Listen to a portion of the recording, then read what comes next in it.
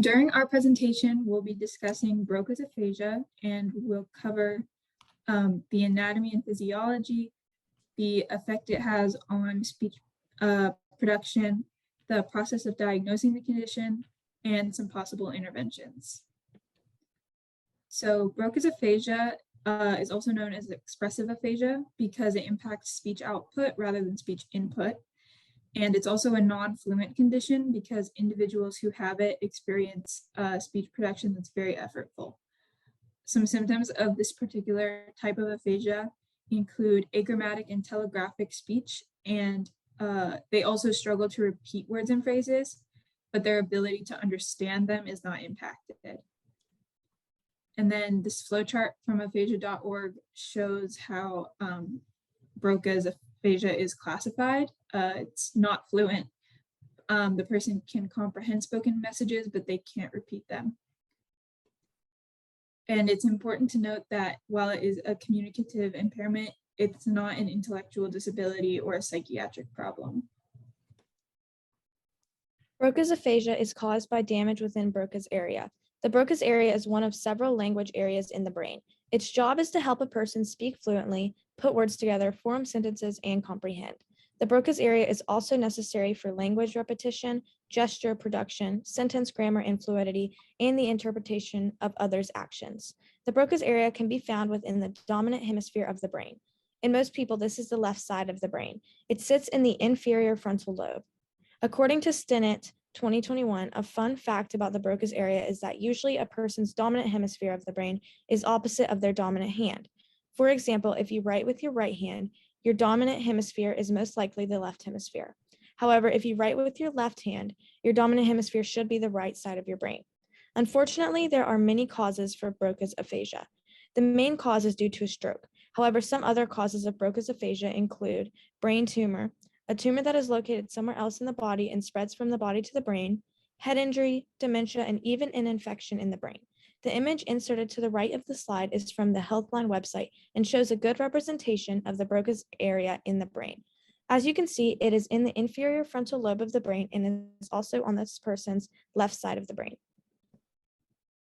Broca's aphasia is diagnosed during a medical evaluation. The medical team during the evaluation will recognize that your pattern of speech is impaired.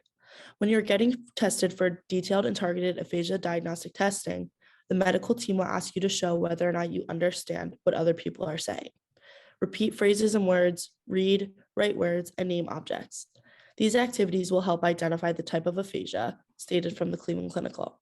There are a handful of tests that a medical team will use to diagnose aphasia. Some of the main ones are sensory and nerve function tests, and these are tests that will make sure that hearing problems or nerve damage aren't the cause behind a problem that seems like aphasia. Another main one is cognitive and memory tests, and they are tests to ensure the problem isn't with the person's thinking, ability, or memory. Finally, the last main test that is used is diagnostic and imaging tests, and these are tests that look for lesions or signs of damage to the relevant part of the brain. And in this picture from the Cleveland Clinical, you can see the purple part is where speech is produced, and the green part is the understanding and processing of speech. The effects Broca's area has on speech production. Broca's area is the part of the brain that plays a role in articulation planning, speech perception, and confrontational naming. All of these skills can get lost if the Broca's area gets damaged in any type of way. If there is damage to the Broca's area, an fMRI scan shows how the area is damaged when the subject is stimulated. This could be from given a physical task or even given a syllabic sound sequence to repeat. The fMRI scan shows that there is no correlation between the temporal or parietal lobes, but it did show the superior percipital activation and inferior precentral duri. When there is a clear damage to this area, there will be a delay in grammatical processing. This causes the patient's language and cognitive skills to be simpler than before the damage to their Broca's area. A trial published by the American Association for the Advancement of Science shows the brain's processing changing with their set of participants. In each trial, participants saw either the instruction repeat word, the read condition, or a cue dictated and inflected for. The 3 LFP components showed signatures of distinct linguistic processing stages. The 200 MS component appears to reflect lexical identity. The This proves how the brain comprehends language to a slower way if damage is presented in Broca's area.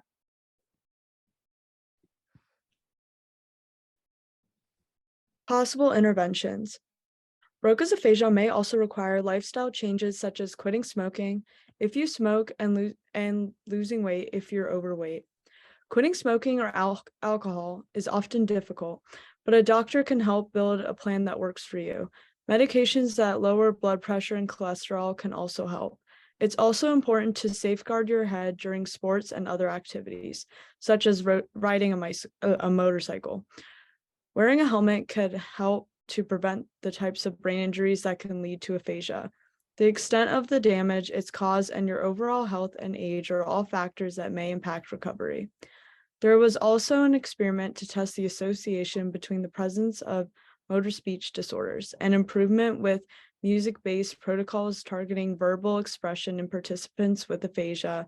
And in conclusion, music-based interventions for language production in aphasia may act as a motor speech mechanism. They suggest that music and singing-based therapies might be further investigated as treatment options for patients with MSDs, whether associated with aphasia or not. The picture shown portrays the symptoms of aphasia and the possible interventions that were mentioned that can help prevent those symptoms.